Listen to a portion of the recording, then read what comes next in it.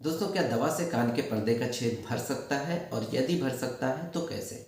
इसी बारे में इस वीडियो में हम बात करेंगे। तो दोस्तों, बहुत सारे पेशेंट में दवा से और यहाँ तक कि बिना किसी दवा के भी कान के पर्दे का छेद भर सकता है, लेकिन ज़रूरी नहीं है कि भर जाए।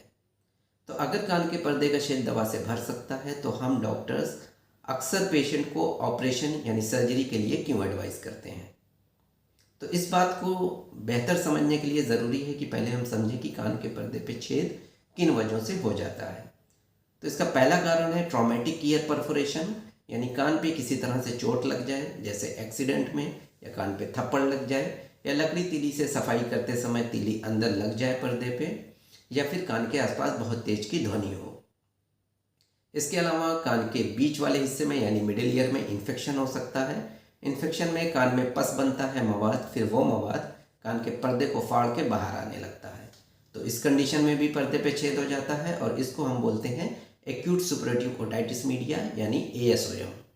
इसके अलावा कान के बाहरी हिस्से में भी इन्फेक्शन हो सकता है, फंगल इन्फेक्शन, और उसकी वजह से भी पर्दा गल सकता है। तो ये कुछ कारण हो सकते हैं कान के पर्दे पे छेद होने के। इन सभी केसेस में जो कान के पर्दे पे छेद होता है वो दवा से भर सकता है। लेकिन अगर किसी वजह से 2-3 महीनों के अंदर ये पर्दे का छेद नहीं भरता है तो इसके किनारे पर कुछ ऐसे चेंजेस आ जाते हैं जिसकी वजह से ये छेद स्थायी हो जाता है। अब हम इसे परमानेंट परफोरेशन बोलते हैं, तब हम इसे CSOM बोलते हैं, यानी क्रोनिक सुपरेटिव ओटाइटिस मीडिया।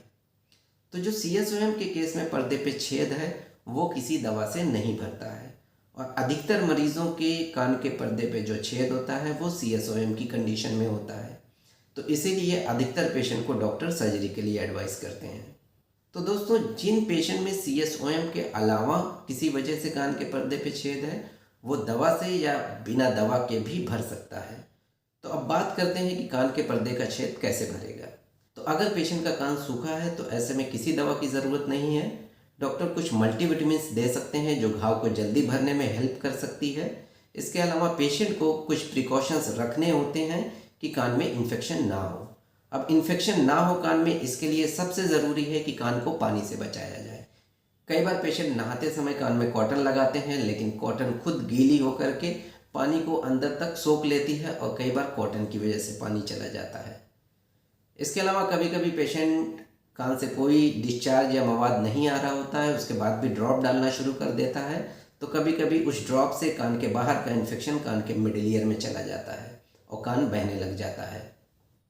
तो कान को इन्फेक्शन से बचाने के लिए कान में पानी जाने से बचाएं, किसी तरह का कोई ड्रॉप या तेल ना डालें, और अगर नाक या गले में कोई इन्फेक्शन हो तो उसका भी ट्रीटमेंट करें, क्योंकि कभी कभी नाक और गले का इन्फेक्शन भी कान में चला जाता है।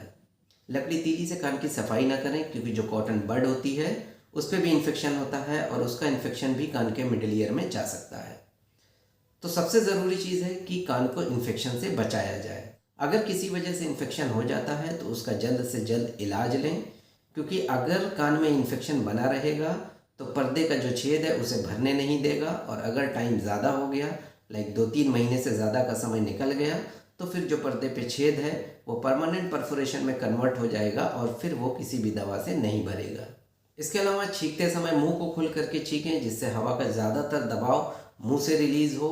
हार्ड नोज ब्लोइंग ना करें, यानी बहुत ज़ोर से नाक को साफ ना करें, क्योंकि ऐसे में हवा का दबाव कान की तरफ जाता है और गले का इन्फेक्शन कान में जा सकता है, या जो नया पर्दा कान पे आ रहा होगा उस पर्दे को भी वो हवा का दबाव दोबारा से फाड़ सकता है। इसके अलावा बहुत तेज़ की ध्वनि से दूर रहें। तो ये कुछ प्रिकॉशंस अगर पेशेंट लेता है तो अगर किसी भी वजह से पेशेंट के कान के पर्दे पे छेद हुआ हो तो उसमें हीलिंग की पॉसिबिलिटी बढ़ जाती है।